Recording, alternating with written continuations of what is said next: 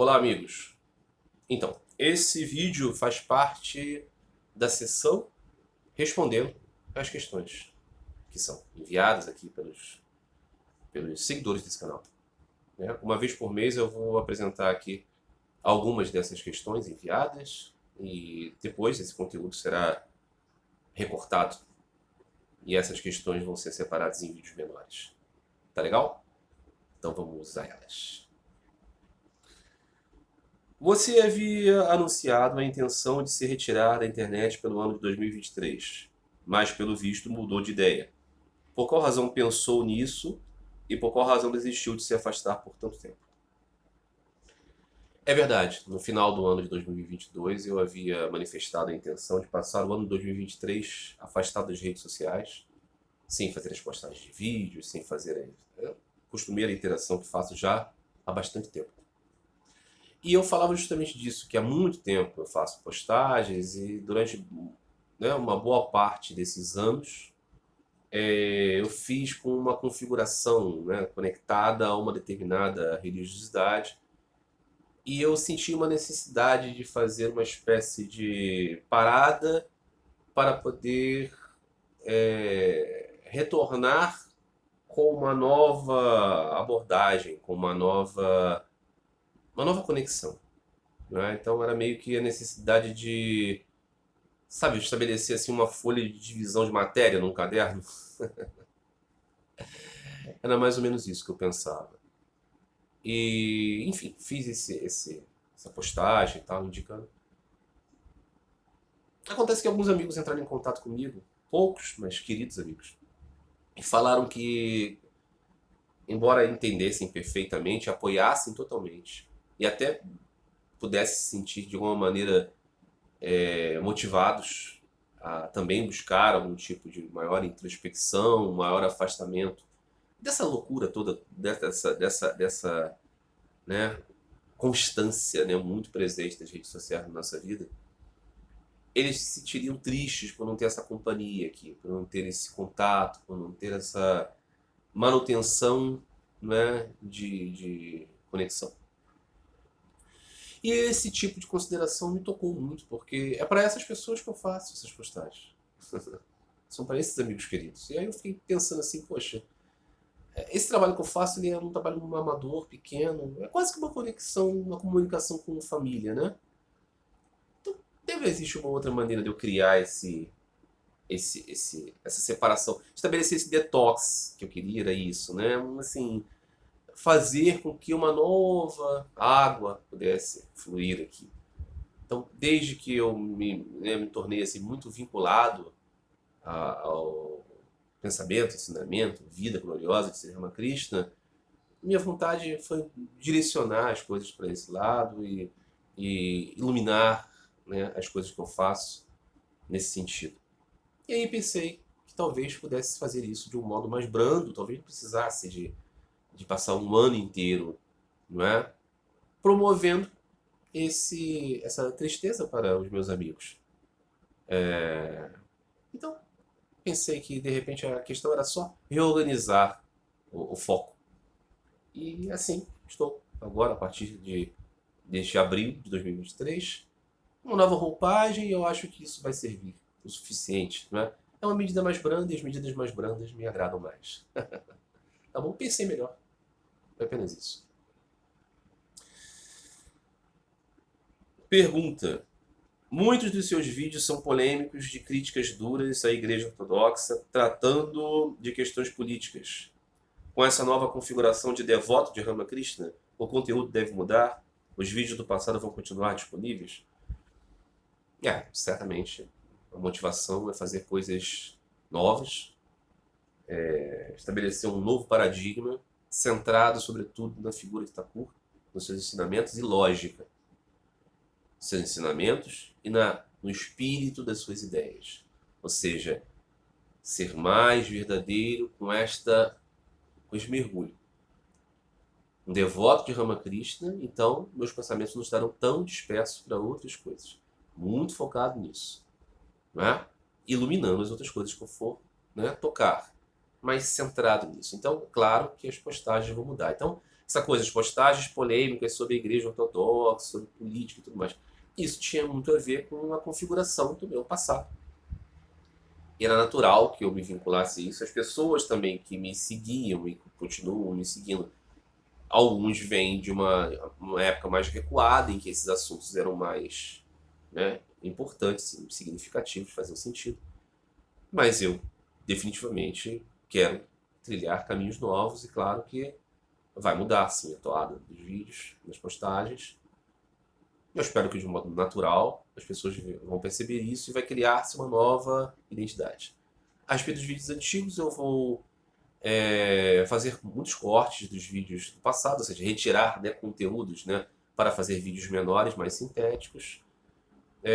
Aqueles vídeos muito recuados no tempo que já não tem muito a ver, eu de tempos em tempos faço uma limpeza mesmo. Mas até mesmo atentando para essa questão do algoritmo, né, eu preciso, de fato, fazer uma limpa dos vídeos. Não vou retirar todos os vídeos antigos, não. Eles vão continuar aí, mas eu vou tornar o canal mais leve nesse sentido, sempre apontando para o atual momento, né, das ideias que eu estou aqui ministrando. Pergunta. O ensinamento de Sri Ramakrishna fala da diversidade de caminhos para Deus e que todas as religiões são verdadeiras dependendo da sinceridade do devoto, o sucesso para a espiritualidade.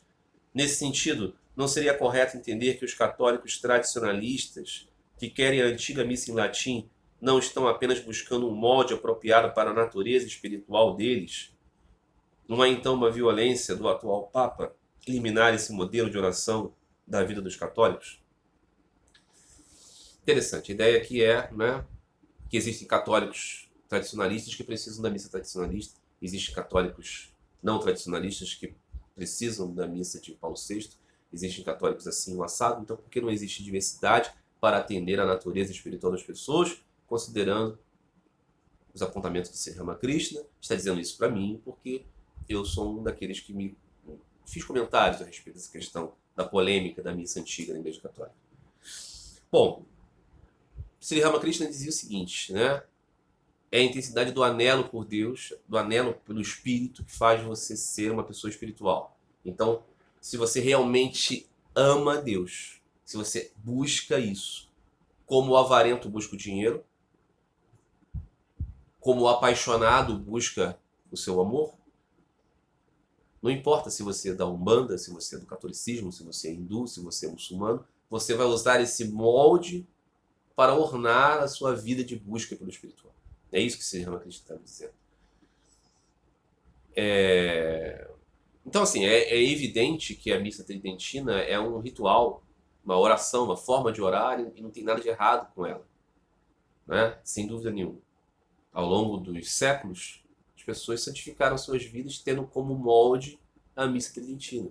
Não há nenhuma dúvida disso. O caso aqui na Igreja Católica atual, questão do papado do Papa Francisco, porque ele tomou essa dura medida de fazer com que a missa tridentina seja celebrada sob muitas dificuldades, né? Precisa de muita papelada para que ela possa ser celebrada. Porque ele percebeu, ao meu ver acertadamente, que a missa tridentina estava sendo usada como um estandarte para grupos reacionários, grupos divisionistas, sectários, dentro da Igreja Católica Romana, grupos que estavam querendo destronar o espírito do Concílio Vaticano II, não através da restauração de um modo de oração, mas sim de uma bandeira, um identitarismo tradicionalista.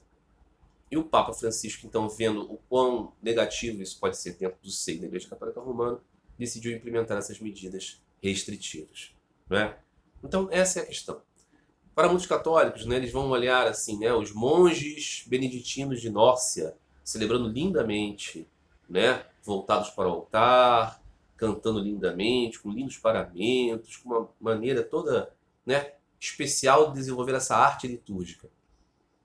Vão ver igrejas belíssimas, lindíssimas, riquíssimas, com muita gente, com comunidades riquíssimas nos Estados Unidos, católicos, conservadores, tradicionalistas.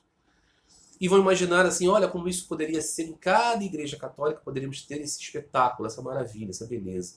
Olha o que se perdeu. O problema dessa análise é que não está se percebendo que esses relicários de beleza litúrgica, Eles são exceção a uma regra. Uma igreja católica, uma religião de massa, mundial, que atende massas, né?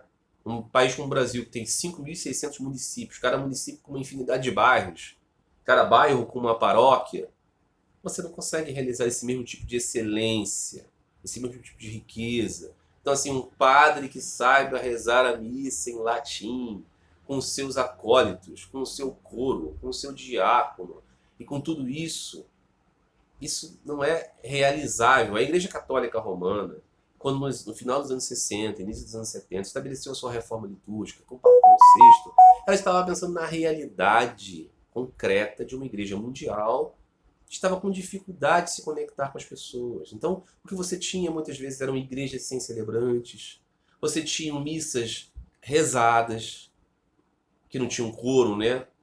As pessoas não se conectavam mais com aquilo, as pessoas não estavam entendendo. Em grande parte, aquilo estava virando um museu. As pessoas estavam se conectando com a Igreja Católica para batizar o filho, para fazer o casamento, para fazer, de repente, uma extrema-unção, de repente, uma missa de sétimo dia, mas não estavam mais se tornando vivos dentro da igreja. A igreja percebeu isso e falou, liturgicamente, como a liturgia é um ponto, né, muito, né, o coração, né, da experiência das igrejas cristãs mais antigas, sobretudo. Então, a igreja pensou numa forma que conectasse as pessoas, trouxesse o vernáculo, trouxesse aproximação, participação. Foi por isso. Então, assim, um movimento, né, tridentino na Igreja Católica, de Trento, tem esse aspecto, né? Então não tem a ver aqui com a questão de ser Ramakrishna. Você é sincero. Se você for sincero espiritualmente, você vai rezar de acordo em qualquer lugar, não é? Se você alcançou um tipo de fervor por Deus, você está com esse espírito sempre. Então não é a questão aqui.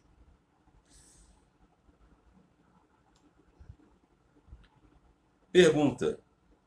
Acompanhe o canal de um professor, ele falou aqui o nome de uma pessoa, que é um professor de história e pesquisador da cultura religiosa de judeus e cristãos.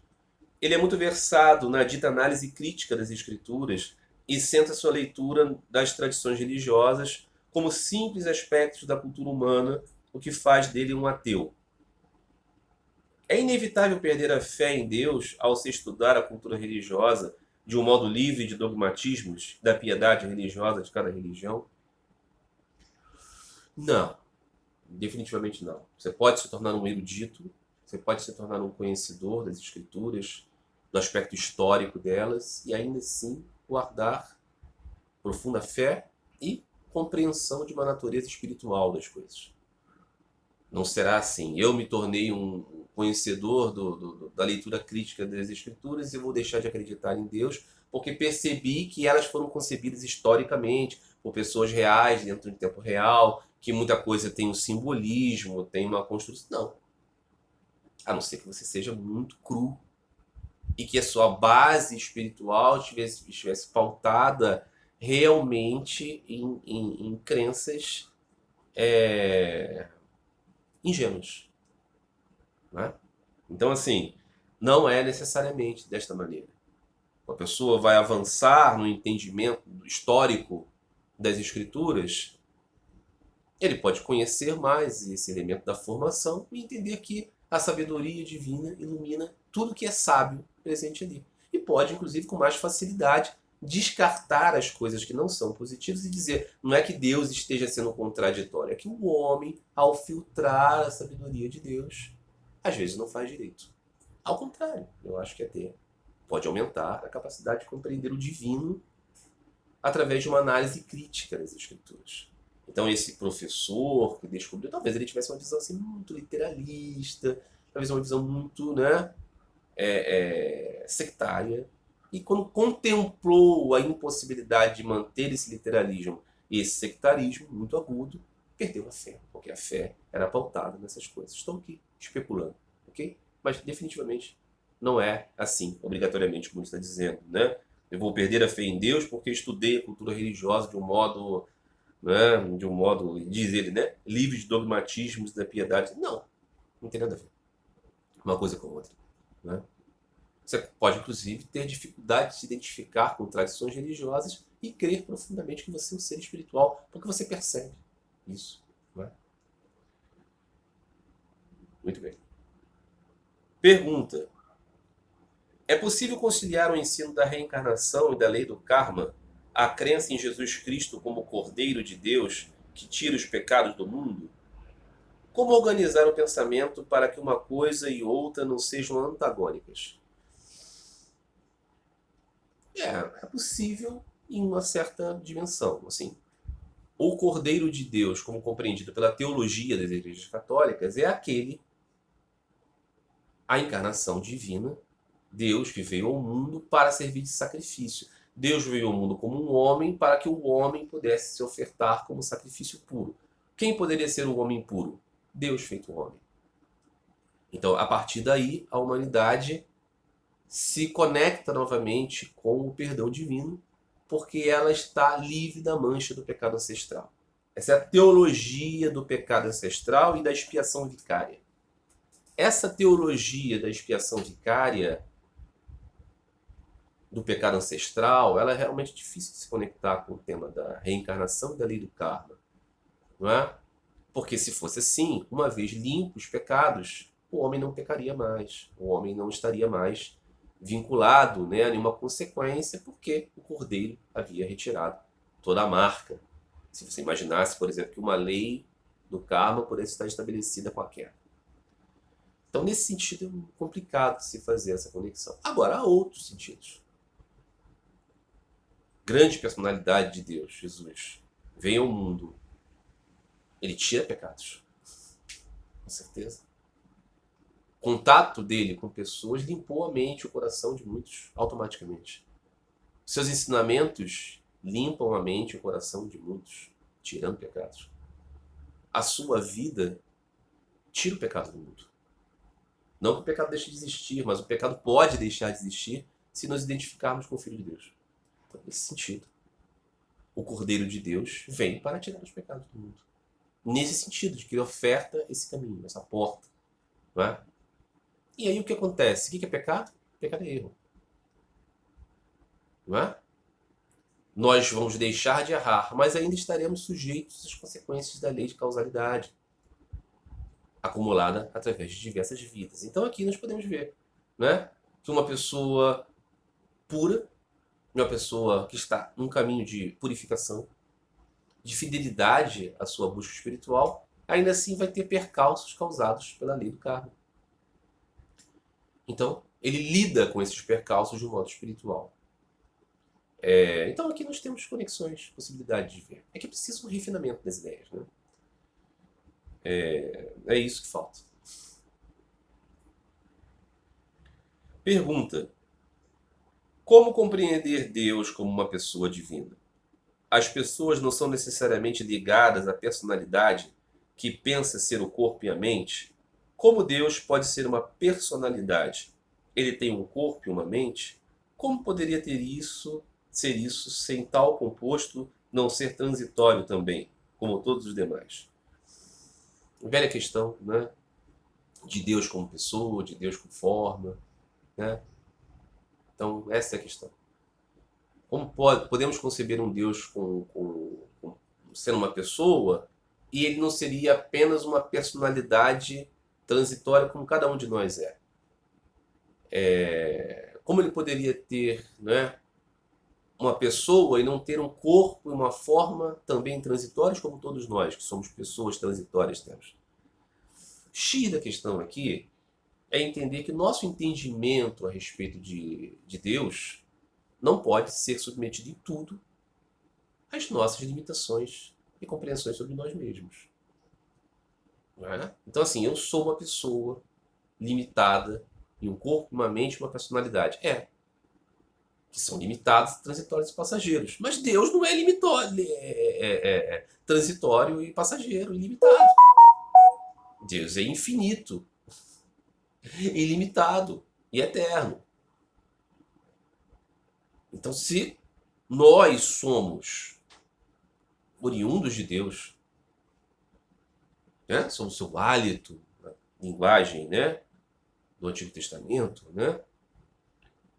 Nós somos filhos de Deus. Qual é a nossa origem? Deus. Então, certamente, não é o Marcelo, não é o fulano, não é o ciclano, mas é algo que é um ente que se conecta. Esse algo que se conecta, nós vamos ter dificuldade de caracterizar. Ah, não é uma pessoa, porque pessoa é isso aqui que a gente entende. Talvez seja uma pessoa diferente. Não é? Então, assim, a suprema pessoa é a pessoa base de todas as pessoas. Ok? Então, assim, aqui estamos admitindo uma transcendência de Deus. Ainda que não estejamos negando a sua imanência. Deus está presente em tudo. Ao mesmo tempo que eu interajo com Deus através de um ato, né? Jesus nos ensinou, né? Fala com o Pai, ele está lá falando com o Pai. Ainda assim, Deus não está em tudo? Está em tudo. Mas por que ele fala com o Pai se ele e o Pai são um em essência? Mas ainda assim são distintos. Né? Então essa é a compreensão. Nós não vamos conseguir desenhar aqui como é Deus. Nós precisamos ter o conhecimento de Deus para ter isso conosco e não vamos conseguir descrever. Né? Já falei isso aqui muitas vezes, né? São Tomás de Aquino, grande expositor católico, grande teólogo, grande apologeta. Certa vez ele teve um êxtase, um samadhi, uma visão de Deus, e ele não relatou mais nada na vida dele. E aí perguntaram, por que agora que você teve a visão de Deus você não fala sobre isso? Ele falou, porque eu não poderia descrever isso. E todas as coisas que eu falava antes passaram a ser de menor importância agora. Não é? Então essa é a questão.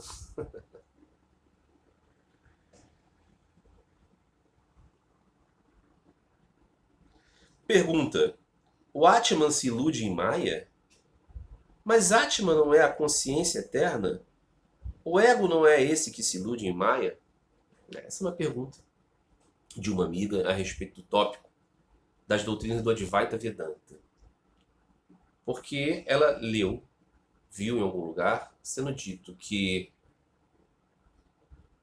as personagens aqui nesse mundo são Atma vinculado a Maya.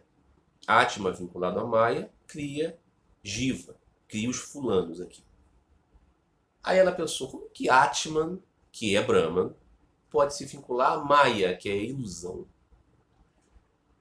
Na doutrina de Shankara, no Advaita, não dualidade, Vedanta, não dual, se diz que o Deus da religião, Ishvara, né, Deus concebido pelas religiões, ele é a união de Brahman com Maya. Brahman e Maya unidos formam o Deus da religião, o Deus dos devotos, o Deus com qualidade, Saguna Brahman. É Brahman e Maya conectados formam Saguna Brahma, Brahma com qualidades. Mas Shankara está dizendo que Brahma verdadeiramente é Nirguna, não tem qualidades. E Atman e Brahman são um só, porque tudo é Brahma. Tudo é Brahma, mas tem Brahma e Atman, ok? Né? Acompanha aí. Isso é Advaita, ok? O que acontece? Então, Brahman e Maya, que é a sua energia criativa ou ilusória, dependendo da pegada aqui da descrição, criam o Deus com atributos. O Deus bondoso, misericordioso, compassivo, a Mãe Divina, o Pai Celeste é Brahman conectado com Maya. E o que é cada um de nós, os devotos, os crentes, os não crentes? Somos Atman, intocável e eterno, conectado a Maya, a ilusão. Quando então há uma desconexão, o Maya, doente aqui, só existe Atman. O ego, né? Essa é o agente da ilusão aqui. E quando esse ego se desfaz da ilusão com Maya, ele se desfaz e o Deus da religião também se desfaz. Tudo se desfaz, só sobra ele. Essa é a descrição de Shankara. Qual é o caso aqui? O problema aqui? Problema, veja bem, problema. Primeiro ponto é, o Deus da religião, Saguna Brahman, ele é a conexão de Nirguna Brahman com Maya, com Brahma com Maya. Brahman se une a Maya, por qual razão? Porque ele tem uma vontade. Se ele tem uma vontade, ele tem qualidades, ele tem gunas. Então ele já não é mais Nirguna Brahma, ele é Saguna Brahma. Não é verdade. Não é verdade. Se ele tem alguma vontade, eu tenho vontade de me projetar como Deus com atributos. Então você já tem atributos. Segundo ponto aqui é que Maya já é outra coisa que Brahma. Ah, não, Maya é a energia de Brahma. Tá, mas é outra coisa, porque estão se unindo. Podem não se unir, ok? Se podem não se unir é porque são dois. Então aqui, assim, concretamente falando, a gente não tem Advaita. Não é verdade? Hã? Essencialmente, talvez. O outro ponto é Atman. Atman se junta a Maya, vira o Jiva. Brahman se junta a Maya, vira Ishvara. Como que Brahman e Atman são a mesma coisa? Se quando eles se unem com Maya dão resultados diferentes? Hã? Porque não são a mesma coisa, não é verdade? Então Atman e Brahman têm alguma diferenciação, alguma qualificação, será? Será que é uma Advaita com qualificações que estamos vendo aqui? Então esse é o problema dos idealismos. Novamente, Shankara estabeleceu a sua defesa do eu. Atman significa eu, ok? Só para deixar claro. Atman significa eu. Defendeu o eu e Deus e Brahman em uma linguagem budista. Em uma linguagem palatável para a predominância cultural do budismo na sua época.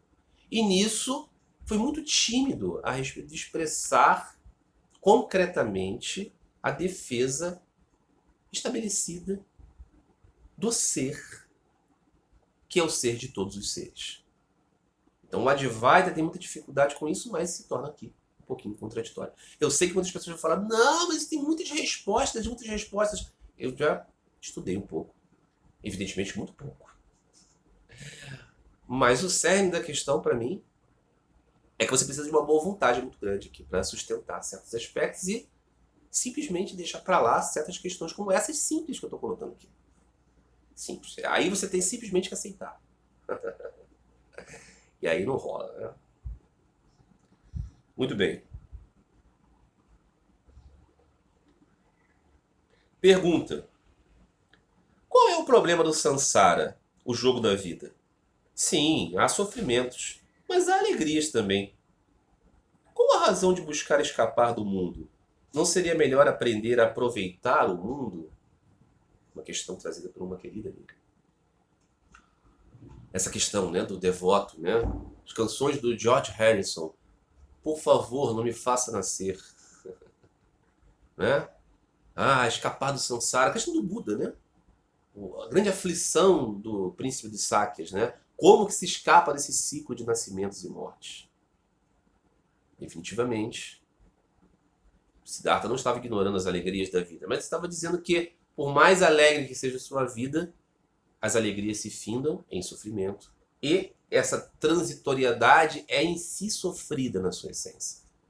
Essa é que é a questão. A transitoriedade, por se confrontar com o senso de eternidade, é sofrida. Nisso estava dizendo Siddhartha que ele queria o estado eterno do ser. Coisa que os budismos têm dificuldade de lidar. Porque ao tratar do ser, por lógica, teriam que tratar da origem do ser. E aí descobririam que um lobinho é filho do lobo. Então, o ser adviria do ser. Aí teriam que tratar de Brahma. Né? Aí não dá para tratar de Brahma, porque nós não somos hindus. Então, temos que falar do não ser. Mas aí nós estaríamos afirmando algo que o Buda não afirmou e falando sobre uma realidade aniquiladora. Não, não é aniquilação, nem é existência, ok? Ok. Se você quiser viajar nesse nada, nessa confusão conceitual, É uma ideia. Mas o ponto é, busca de todo espiritualista é por felicidade, é por bem-aventurança. Sat Chit Ananda, ser, consciência e bem-aventurança. Ser, consciência e bem-aventurança. Tá? Então aqui tem aspectos concretos. Estamos buscando algo porque não estamos realizando. Ah, tá tudo feito já, tá tudo bom, é só você saber que é. Não, não é não. Não é não, querido. Tem que buscar sim. Tá bom? É de um ponto para outro, sim senhor. Sim senhor. Aí, mas a questão dessa amiga é isso. Nós não poderíamos simplesmente ter essa consciência e viver aqui? Claro.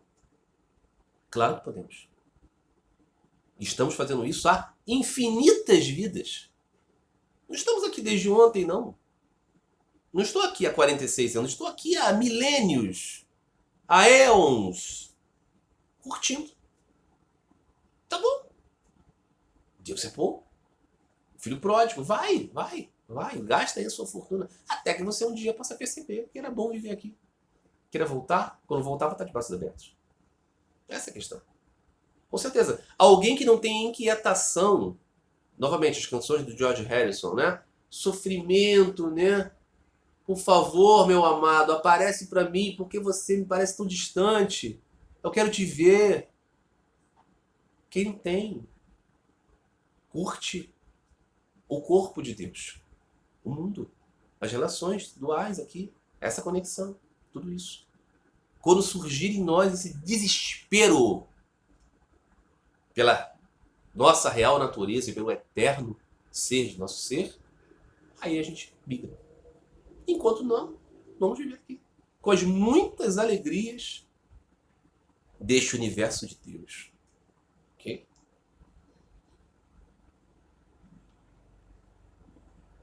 Pergunta: só Deus pode ouvir os nossos pensamentos? Ou demônios e espíritos infernais também podem? Essa é uma pergunta de mentalidade bem cristã, que está considerando aqui a existência desses seres intrinsecamente maus, que são os demônios. Em muitas doutrinas, religiões, filosofias, existe a ideia de seres maus, mas na grande maioria delas eles são relativamente maus, temporariamente maus e são, sobretudo, mais ignorantes. No Evangelho, Jesus chama muitas vezes os seus antagonistas de raça de víboras e de filhos do diabo.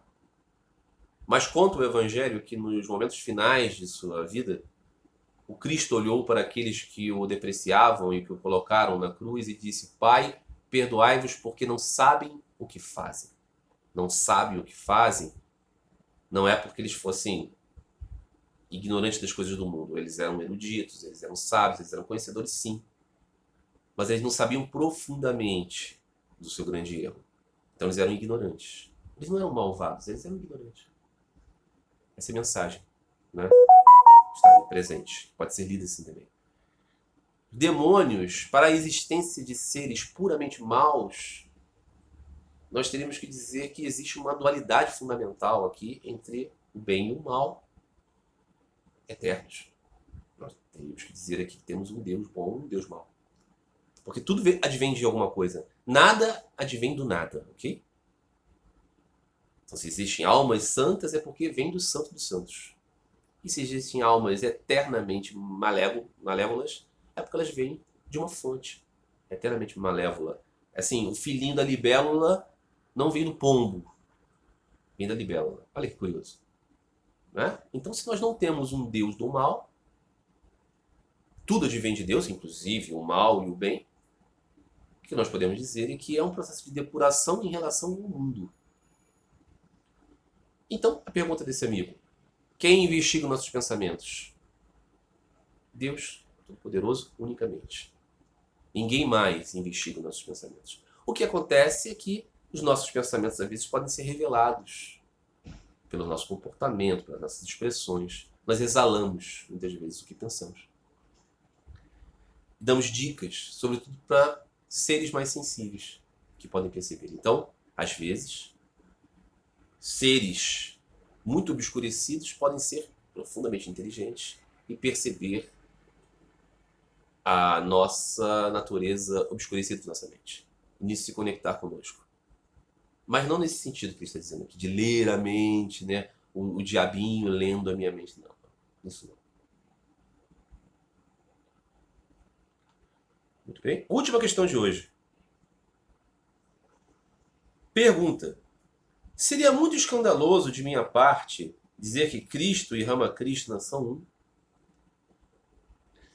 Muito bem. Depende para quem você está dizendo isso, no ambiente que você está dizendo isso. No ambiente de cristãos convencionais, ligados às teologias todas das igrejas cristãs, é escandaloso você dizer que qualquer pessoa pode ser comparada com Jesus. Jesus é o Filho unigênito de Deus. Ele é a única encarnação divina. Ele é o único Deus que se fez presente como homem. Ele não pode ser comparado com nenhum outro, por mais santo e sábio e maravilhoso que tenha sido. Né? Mesmo a Virgem Maria não pode ser comparada com o Senhor Jesus. Essa é a perspectiva consolidada das teologias dos cristianismos. Então, para esses, seria sim escandaloso dizer que Jesus e Sri Ramakrishna são um nesse sentido de que representam o mesmo. Para outros grupos não seria escandaloso. Não é? Para pessoas de mentalidade hindu, por exemplo, ainda que existam muitas variantes de interpretação, inclusive sobre a tese dos avataras, seria muito natural que elas compreendessem que seres da magnitude de Jesus e Ramakrishna são do mesmo valor. Um pode ter mais devoção por um, por outro. Alguém pode ser devoto de Rama, ou devoto de Krishna, mas vão reconhecer que ambos são Vishnu. Okay? Os devotos de Krishna, que vão considerar que Rama é uma manifestação de Krishna. Okay? Há essas escolas. Então, um budista, por exemplo, um budista Mahayana, budista, qualquer budista, se você falasse assim, olha, Siddhartha Gautama, Jesus de Nazaré e Ramakrishna Paramahansa Deva eram grandes iluminados. Eles iam dizer sim. Dentro do seu tempo, né, assim, contribuíram para a iluminação das pessoas. Ponto. Então, para essas pessoas não seria escandaloso. Para um muçulmano, por exemplo, a ideia da encarnação divina é escandalosa. Então, mas ele poderia considerar que são profetas, são grandes santos, são grandes devotos de Deus. Sim. Então, depende. A questão do escândalo é apenas a questão da cultura. De quem está recebendo essa mensagem. Eu, como um devoto de Sri Ramakrishna e um grande devoto, quer dizer, pequeno devoto, mas um admirador muito candente do Senhor Jesus, considero que ambos são o mesmo. No sentido que ambos são a descida de Deus. Estiveram aqui, neste mundo, para nos conduzir para Deus. São Deus em si mesmo. Deus encarnado. Considero assim. Não é? Então, para mim não é escandaloso. Mas eu compreenderia quem não tem esse entendimento. Quem não pode ver Ramakrishna como encarnação divina. Eu compreendo perfeitamente. Não acho que tem problema nisso. É uma dádiva, assim, você pode compreender. Porque imagina a alegria que alguém como eu tem de olhar para uma fotografia de Deus encarnado. Hã? Se você acredita nisso, olha que maravilhoso. É muito significativo. Não é? Mas isso não pode ser imposto. Não é isso? Tudo bem, meus amigos? Esta foi a sessão de abril de perguntas trazidas pelos amigos. Espero que tenham gostado. Todas essas questões serão cortadas e serão feitas em vídeos menorzinhos para serem distribuídas ao longo do tempo no conteúdo desse canal. Agradeço muito os amigos, enviem suas questões e elas vão aparecer num conteúdo mês a mês. Tá legal? É isso.